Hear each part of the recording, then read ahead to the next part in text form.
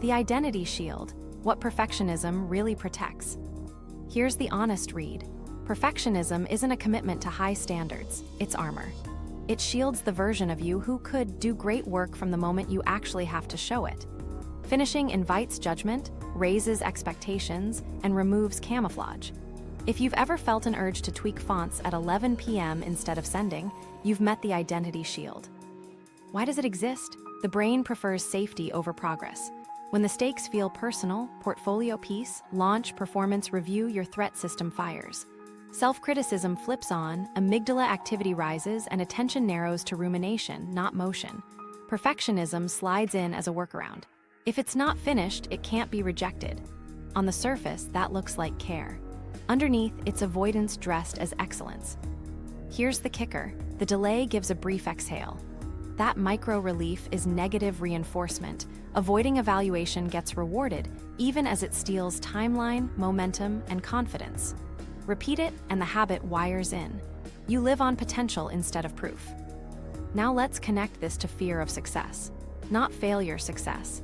Success means new expectations, more scrutiny, and consistency. Maintenance anxiety kicks in. If I nail this, I have to keep nailing it. Perfectionism solves that anxiety by keeping you at the edge of done, where identity remains untarnished and untested. It's safer to be the promising one than the visible one. Here's the punchline. Perfectionism protects identity at the exact cost of outcomes. It doesn't raise quality, it delays contact with the only thing that reliably raises quality: feedback. Excellence grows through version count and learning rate, not by hiding draft zero until it's pristine. If you've ever envied creators who seem to get better every month, the secret is simple. They ship, listen, adjust, repeat. A simple frame: quality rises with 3 variables. Version count, how many cycles you complete. Learning rate, how fast you extract lessons. Feedback quality, how close the signal is to the outcome you want. Perfectionism attacks all 3. Fewer versions, slower learning, weaker signal. Momentum fractures because you optimize the pre-launch state instead of the loop. You might be thinking, but my standards matter. Good, keep them. The key is repositioning standards from gates to guides. Gates say, do not pass until flawless. Guides say, hit 80% fast, then use the next rep to raise the bar. Gates freeze, guides compound. Let's make this practical with 2 quick contrasts. Perfection shield, I can't send the proposal until every edge case is addressed. Result, 3 extra days, no feedback, rising dread.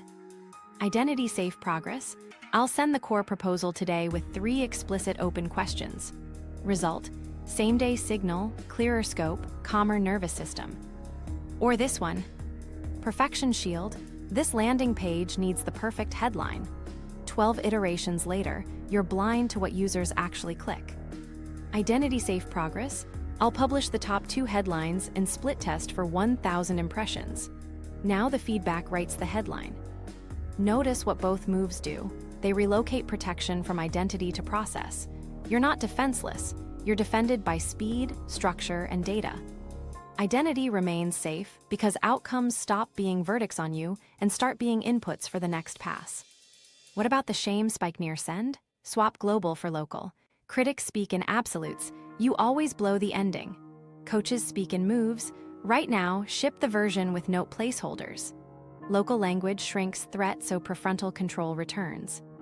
Micro story, a designer stalled on a case study for 6 weeks.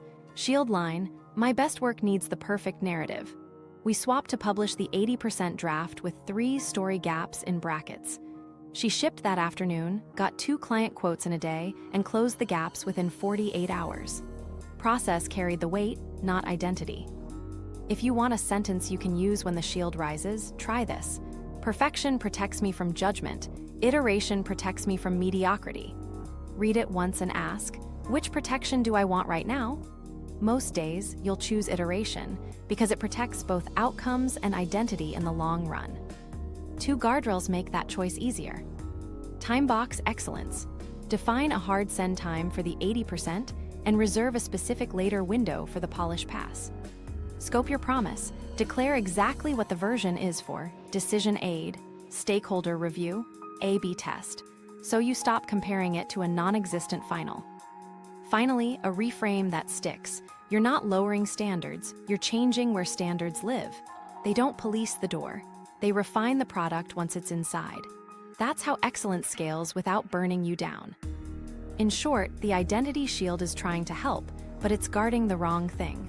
Let process protect your identity. Let feedback raise your quality. And let shipping be the moment your nervous system learns we're safe when seen. The hidden costs: time, money, momentum. Perfectionism doesn't show up on your invoice, but it drains the budget anyway. The first cost is time tax. Every just one more pass isn't a minute. It's context switching, respinning up attention, reopen tabs, and decision fatigue.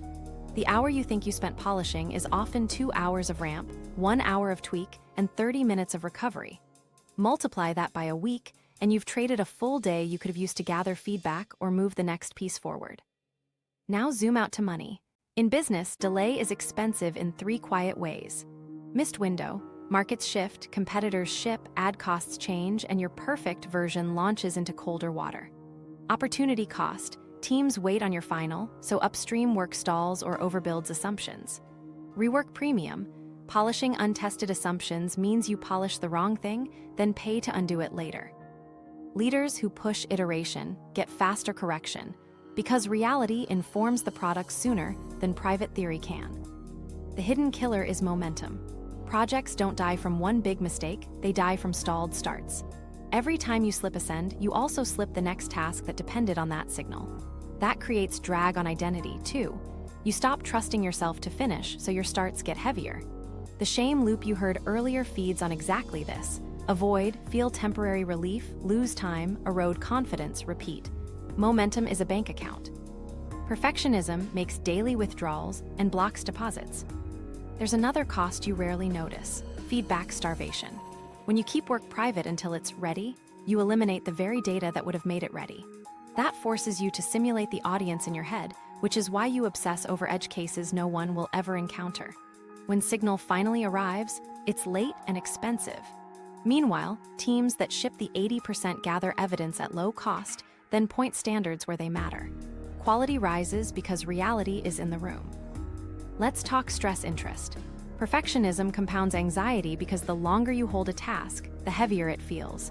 Your threat system predicts social judgment, so each day of delay spikes vigilance. That burns glucose, wrecks sleep, and lowers prefrontal control. Now even simple edits feel jagged, so you polish to calm down, which feeds the cycle. It's not you're weak. It's physiology paying interest on delay. Creativity also pays. Risk-averse perfection chokes divergent thinking. When your brain scans for mistakes, it narrows options to what's safe. Research links maladaptive perfectionism to lower risk tolerance and fewer novel ideas. Iteration flips that. Small, reversible releases lower perceived stakes, so the mind explores. Creativity thrives under frequent, bounded bets. There's a relational bill, too. Teammates start buffering around your delays. Meetings get padded, contingency plans multiply, and trust erodes. The brand you think you're protecting, I deliver premium, quietly morphs into I'm slow to ship. No one says it out loud. They simply stop routing exciting work your way because speed and learning beat polish in changing environments. Personal finance moment. If you're solo or freelance, perfectionism hides in scope creep you don't bill for. You quote 10 hours, spend 16, and tell yourself it's craft. You just discounted your rate by 40% while training the client to expect unpaid upgrades. Boundaried iteration solves this. Send versioned milestones with explicit review points. Now, extra polish is an option, not a leak. Here's the part that stings. Perfectionism feels noble while it burns cash. You're tired, so it must matter. But effort isn't evidence. Evidence is shipped outcomes, clean learnings, and momentum that carries into the next week. If you want a quick diagnostic, try this. How many finished cycles did I complete this month? Not hours in editor, not notes, not drafts, cycles completed. If that number is low, you're paying the hidden taxes. Okay, what's the alternative cost structure? You still invest, but you move spend earlier into signal gathering and later into targeted refinement. Practically, that means pre-committing to 80% deadlines, naming the decision each version needs to enable, and time-boxing polish after feedback arrives. You'll feel exposed at first. Then you'll notice how much lighter the next rep is when the world tells you what matters. Let me give you a micro story.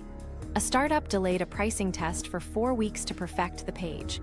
When they finally launched, conversions tanked not because the copy was off, but because the audience wanted annual plans, not monthly. A one-day smoke test would have surfaced that in 24 hours and saved a month of burn. They weren't measuring quality, they were protecting identity. Once they switched to weekly 80% releases with clear hypotheses, revenue climbed, debates shortened, and the team's sleep improved. Bottom line, perfectionism charges time tax, money burn, momentum drag, stress interest, creativity loss, and trust erosion. Iteration refunds them. You don't need more hours. You need cheaper cycles, faster truth, and polish placed where proof demands it. The shame-perfection loop. Let's map the loop that keeps you polishing instead of shipping. It has 4 beats: trigger, spike, ritual, cost. Beat 1, the trigger. It's usually small: a comment in review, an ambiguous email from a stakeholder, a calendar reminder that a draft is due. Your brain tags it as social risk. The inner critic takes the mic. If this flops, they'll see you're not ready. That sentence isn't commentary, it's a threat cue. Heart rate nudges up. Attention narrows from what's the next move to what's wrong with me. Beat 2, the spike. Shame surges. Shame says, you are the problem, which makes action feel like exposure. Under threat, the nervous system searches for relief fast. 2 paths appear. One is approach, send the imperfect thing. The other is avoid, buy time. Perfectionism sells the avoidance as virtue. I'm not hiding, I'm raising the bar. And for a second, your chest loosens. That microlief teaches your brain a lesson: delaying works. Avoidance gets reinforced. Beat 3, the ritual. You enter the polishing trance. You rewrite the intro again. You adjust spacing. You chase edge cases the audience won't hit. It looks like work, but the function is anesthesia. The ritual keeps shame at bay while burning hours. You're not building quality through contact with reality, you're simulating reality alone. The longer you stay in the trance, the scarier send feels, so the ritual grows teeth. 1 more pass, then I'll be safe. Beat 4, the cost. Time slips. The decision the draft was supposed to unlock stalls. Identity takes a hit. Why can't I finish? That new sentence becomes the next trigger, and the loop tightens. Over days, the behavior wires in. Trigger right arrow, shame right arrow, polish right arrow, delay right arrow, self-doubt right arrow, repeat. You're not lazy. You're stuck in a relief learning cycle that rewards avoidance dressed as excellence. Now here, SY just be disciplined backfires inside this loop. Pushing harder on a nervous system in threat ramps the spike. More pressure equals more danger equals more ritual. You end up white-knuckling for an hour and then reorganizing folders because your body needs a cleaner form of relief. Willpower is the wrong tool here. Threat reduction breaks the loop, not pressure. So how do we interrupt? Hit any beat. At the trigger, change the first sentence. Write, I'm not behind, I'm in a reset. Pair it with a longer exhale to tell your body, we're safe. At the spike, swap global for local. Right now, I'm shipping the 80% for review. During the ritual, replace polish with a micro move that faces reality. Set a 60-second timer. Type open queue, where you're tempted to overwork, and send with 3 explicit questions. Is A or B closer? What's missing? Where should depth go? That flips relief from avoidance to motion. The timer teaches starts are safe and stops are respected. At the cost beat, repair identity with evidence, not pep talks. Track starts, not hours. 1 check per shipped version. 5 checks this week tells your brain, I begin. That quiets the I'm the person who can't finish story faster than another vow to try harder. Let me give you a quick micro story. A PM sat on a roadmap doc for 12 days, tinkering with color scales.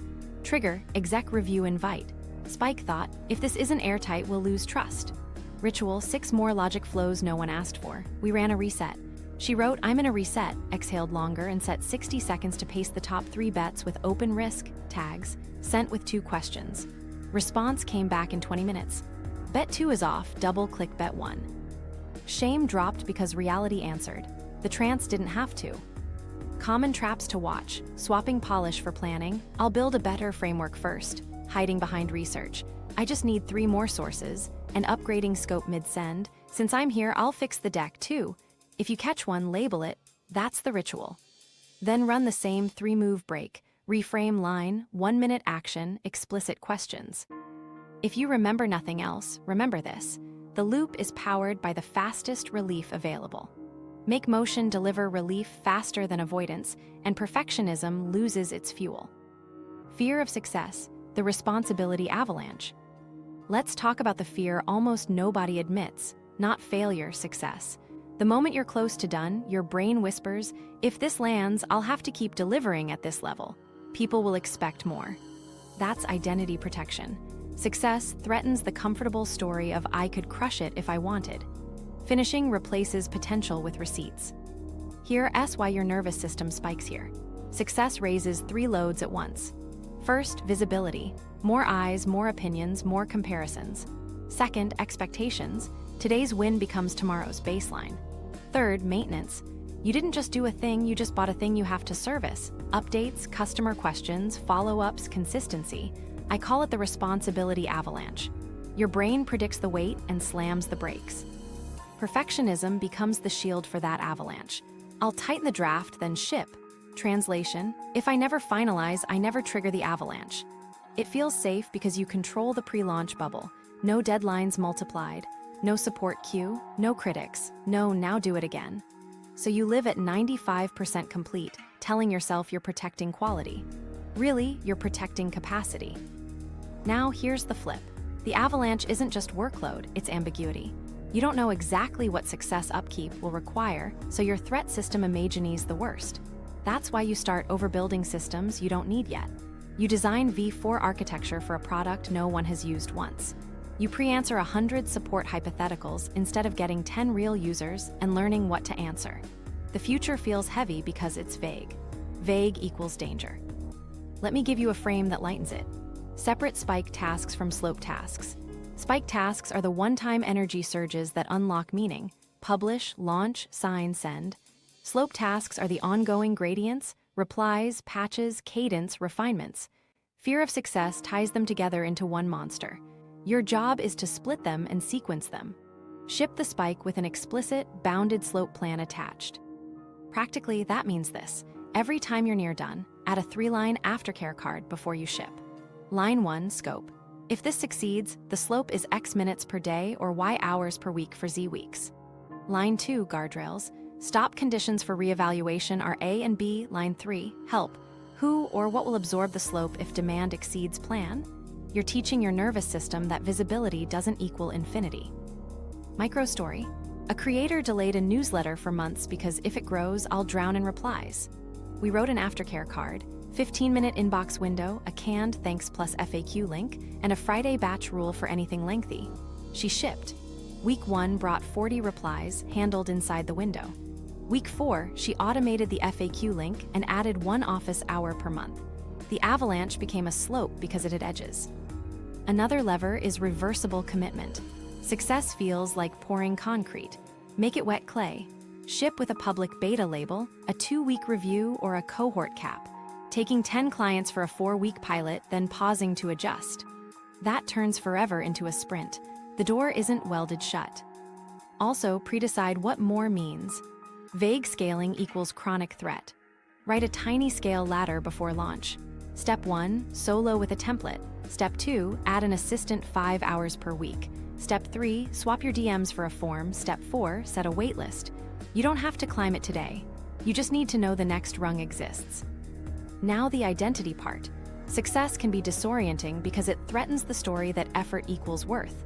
If results come, who are you without the grind? Anchor in values, not volume. I ship useful things weekly, not I answer everything instantly. I refine based on signal, not I never disappoint anyone. Values travel, volume breaks. Before we wrap this section, here's a 60-second drill that dissolves the spike. Whisper, I'm not committing to forever, I'm committing to a 2-week experiment. Exhale longer. Write the aftercare card, then ship the spike. Put a calendar block for the review date right now. You'll feel the floor come back under your feet because success isn't an avalanche anymore. It's a slope you already measured. Antifragile standards, quality via iteration. Let's turn standards from porcelain to rubber. Porcelain standards shatter under contact. Rubber standards get stronger every time they hit the ground. That's what antifragile standards are, rules that improve through impact. Instead of guarding work from stress, You invite controlled stress and let it sculpt the quality you actually want. Here's the shift. Static perfection tries to pre-solve reality. Antifragile excellence expects reality to surface the right problems faster than you can. So you design for version count, not virgin purity. Quality rises with version count times learning rate times feedback quality. Antifragile standards push all three up and move work towards signal sooner. You'll hear people say ship at 80%. That line only works if 80% is defined, so define it. Create a definition of good enough DGE for each artifact you make. A DGE is a 3-line checklist that gates a release without demanding polish. 1, it communicates the core promise clearly. 2, it enables a specific decision or action by the recipient. 3, it includes explicit TODO or open tags where depth is deferred. That's it. DGE replaces the vague, perfect bar with a concrete, safe-to-learn bar. Next, time box excellence. Give that DGE a send time and attach a reserved polish pass after feedback. This matters. You're not banning craft, you're staging it. Most of the quality you crave comes from 5 precise touches applied to the right surface, not from 50 generic passes on the wrong one. By time-boxing pre-signal effort and scheduling post-signal refinement, you route your best attention to what reality proves important. Now the feedback side. Not all critiques are created equal. Create a feedback target map before you ship. Ask, who has proximity to the outcome I want? A customer who uses the thing trumps a colleague who imagines using it. A decision maker trumps a bystander. You can even pre-format the questions to sharpen the signal. Which of these 2 outcomes matters more? What did you expect but not see? What should we cut? The more specific the asks, the cleaner the learning rate. To bend this into habit, use release cadences. Weekly or bi-weekly cycles force scope to match time. Cadence is a standard. We always release a testable version by Friday. Within that, set a single learning objective per cycle. Too many objectives dilute signal and tempt perfection rituals. One objective concentrates effort and accelerates improvement. Let me give you a simple protocol you can steal. Call it BML+. Build a DGE-compliant version. Measure against one defined learning objective with a per-written survey or A/B. Learn by writing a 1-paragraph decision note. Then plus it, roll 1 refinement into the next build. The decision note is the glue. What did we learn? What will we change? What will we stop?